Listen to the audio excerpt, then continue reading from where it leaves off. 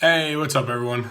Take two. I had my kids were trying to, bust down the door, so I apologize. Back at it here. Kind of getting back into it here again. The Bengals fall 23-7 to the Jacksonville Jaguars at Everbank Field today in a game that was not very close. 23-7 shows it was not as close as the score. I mean, even the score really doesn't indicate a close game, and it wasn't close at all. This was a game the Bengals never felt like they were in. They did win the toss, deferred Jacksonville. It seemed like right from there, even after they had the opening kickoff, Jacksonville, they fumbled. The Bengals, still couldn't get anything done. And I mean, it just. You get the ball off a fumble, then you punt twice. But then there's the third drive for the Bengals, a 5-play, 80-yard drive that they scored that touchdown. They were able to get 3 first downs off of it. And, it was the big play by Tyler Kroft was the only reason the Bengals scored that. But then after that, it was, you're looking here on the 8 drives that Jacksonville had, looked like 4 of them ended in points. So when 4 of your 8 drives ended points, that's impressive right there. And that's exactly Jacksonville. They took advantage of the Bengals and their inability to get anything done, stopping them defensively. And surprisingly, the Bengals were just unable to get anything going. If you look at the first quarter stats here, Jacksonville had the ball for 9 minutes and 42 seconds of that quarter. The second quarter was, staggering as well. 11 minutes and 45 seconds the Bengals defense was on the field. That is not going to get anything done, even for a Bengals defense that is as tough as they are. It evened itself out in the third quarter by, which Jacksonville had for 7 minutes and 59 seconds, so almost an 8-to-7 ratio there. Fourth quarter was just as bad with a 10-minute and 48 seconds. So the Bengals defense was on the field for over 40 minutes of that game. Jacksonville, if you look at they had 4 drives. 4 of their 8 drives were double digits. The first play drive was a 10-play, 50-yard drive, which resulted in that fumble. Then they had a 9-play drive for 71 yards, which ended in a field goal. A 15-play drive for 96 yards. That ended in the touchdown by Marquise Lee. So the Bengals were unable to get off the field, defensively. It made it easy. The Bengals Bengals offense did not have one drive over 6 plays. If you look at it here, it's just. He had a 4-play drive, a 6-play drive, 5, 2, and the 2-play drive was the end of the half. And I agree. You're right, man. You're right. Jacksonville is a lot better than what people think, I think, this year. And the Bengals are not very good. It's plain and simple. You are correct on that.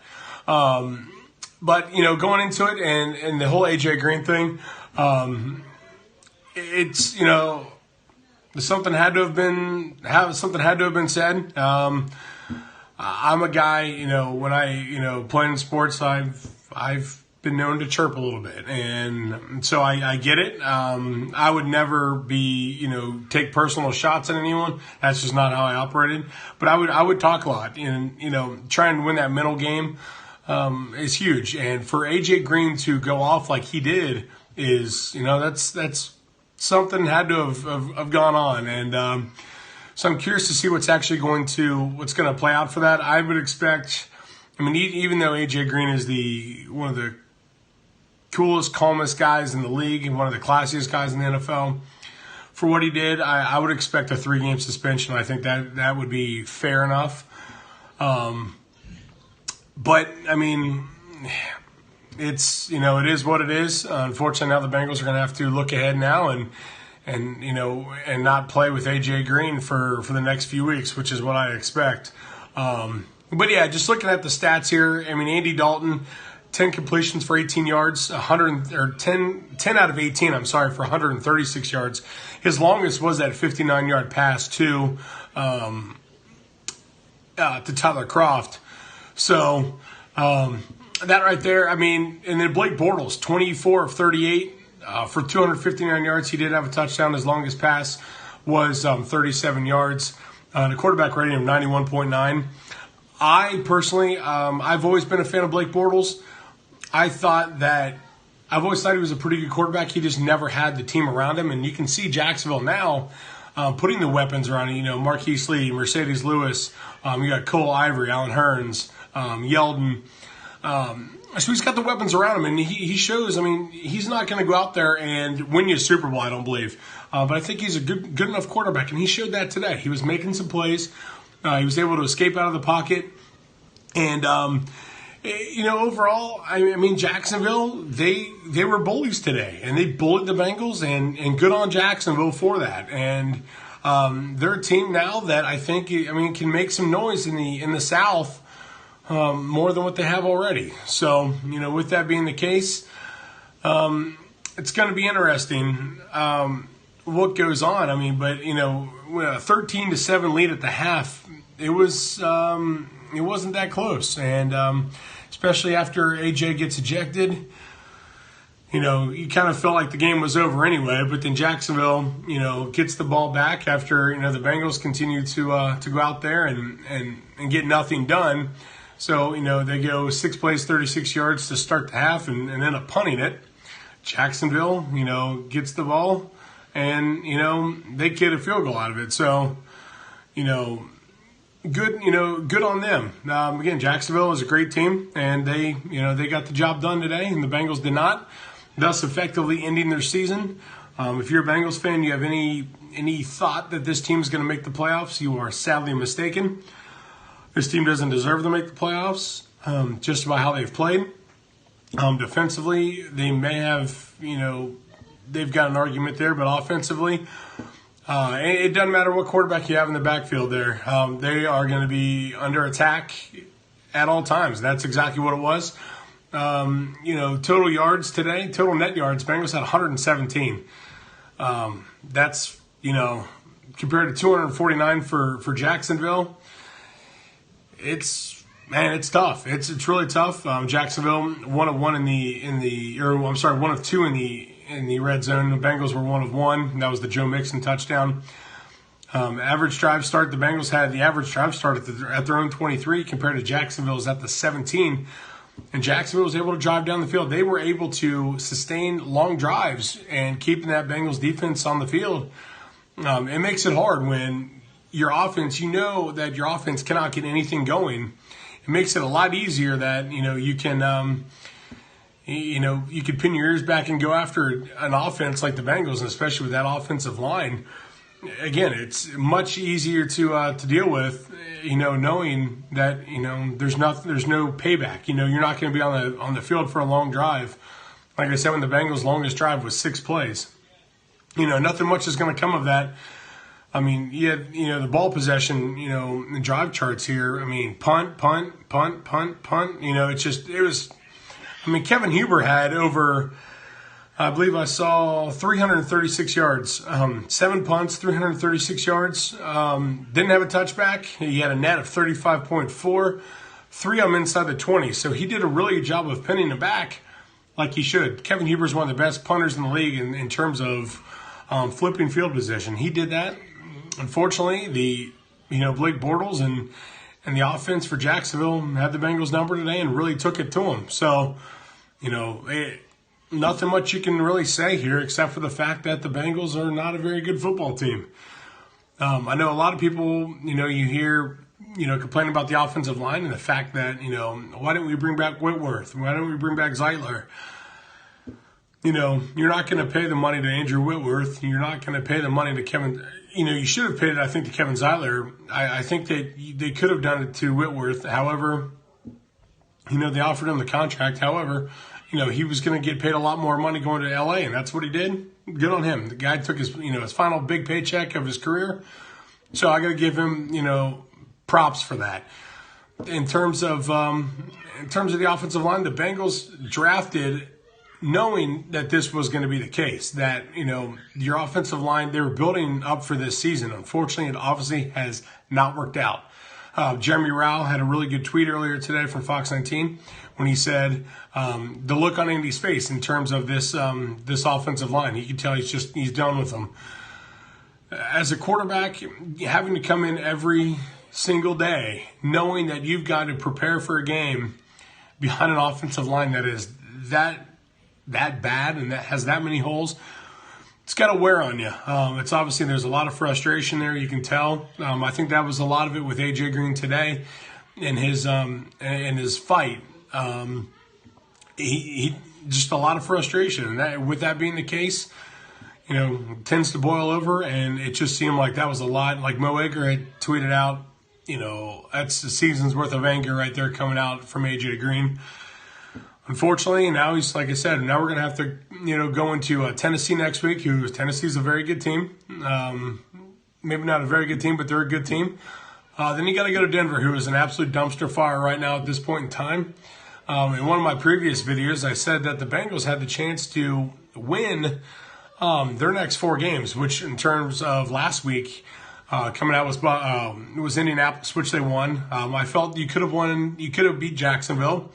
They obviously did not do that. You got Tennessee next week, which I thought is a somewhat winnable game, and then Denver you can win. The way things are going right now, I don't feel confident that this Bengals team is going to get anything done. Right now, you're hard pressed to even feel good about this game. You're 3-5 now. You're halfway through the season at 3-5. The way the schedule plays out, the Bengals have the talent to be a 10-6, 11-5 team. The talent's there on this team. Obviously, it's just not playing out. So with that being the case, the Bengals may be lucky to win, 2 more games the rest of this year. That's how dire this situation is here in Cincinnati. You had to win this game, I think, because then you kind of build a little bit of momentum going into Tennessee next week. Jacksonville, you have to go on the road, or not. You go on the road, like I said, to Jacksonville. You go on the road to Tennessee. Then you go to Denver. The Denver game is winnable. However, Bengals don't play very well in Denver. They haven't in years past. It's just going to make it a lot tougher now for them to even remotely get over the hump and even get themselves back into playoff contention. The AFC is not the best right now, and even then, the Bengals find themselves with a big uphill battle, and it's tough, and like I said, I've said it in broadcast previous. I think it's time that the Marvin Lewis ship it's got to go. It's got to leave port. At this point in time, I don't think you do it in the middle of the season. I just, at this point, just kind of play it out, let things go, and then maybe I think you make a serious run on Mike Zimmer if possible. You got to have a guy who comes in here, a different voice. Guys have to respect their coach, and I'm not saying they don't respect Marvin Lewis. Marvin, like I said, is a good coach. It's just his voice is worn thin now in this organization and in the locker room. I'm all for taking him, putting him up in the front office and being the player personnel guy. I think that's what you can move forward with that. But it's time. He's got to go. This season has shown it. He's not going to be able to resurrect this team from the dead. 3-5 seems a lot worse than 3-5. It's the way this team has played and their losses has not been pretty. Outside of Green Bay, they haven't looked good in their losses. Even the first half of the Green Bay game wasn't too bad. It was actually pretty damn good if you're a Bengals fan. The second half is the issue, and the Bengals again in the second half just they continuously struggle. And if you don't have an offensive line, like I've said many times, you're not gonna get anything done, and this team is not gonna get anything done the rest of the year, unfortunately. You look at what's coming up here. Let's take a look here. I'm trying to get the computer to work here. let's see. Because like I said, you got Jacksonville this week. You take the big L. You've got Tennessee next week. Tennessee is on the bye this week. No, I'm sorry. They actually took on the Ravens. I apologize. Let's see what they did. They won 23-20. Phone's ringing. But they won 23-20. Denver, obviously, they got absolutely throttled on the road to Philadelphia, a team that I think is going to represent the NFC in the Super Bowl. So with that being the case, again, not a good situation for the Bengals. Again, it's dire. As a Bengals fan, you can't feel anything but just rough feelings right now as a Bengals fan. It's tough. They just can't get it done, and unfortunately, with that being the case, it's hey, got to accept defeat for this season. Got to accept that this team's not very good. Fans calling for AJ McCarron to come in. What good's it going to do? He's probably going to be gone anyway at the end of this year. Obviously, the Bengals tried to deal him to the Browns, but that got messed up. So, again, it's not a good situation here in Cincinnati. All you can do is shake your head. But on the bright side, I think you're going to see Marvin Lewis. He'll be gone at the end of this year. It's just like I said, it's just time to move on from Marvin. So again, thank you guys so much for tuning in here. I'm a little long-winded. I'm losing my voice. It's kind of tough. But thank you guys as always for supporting and watching these videos. Hopefully this week I look to do a Q&A, sports Q&A. Hopefully kind of get a couple more things out. As always, thank you guys. Follow me on Twitter at I am Chris Hasbrock, and always check out the website, feeltheimpactsports.com. And you guys have yourselves a fantastic rest of the weekend. Thank you.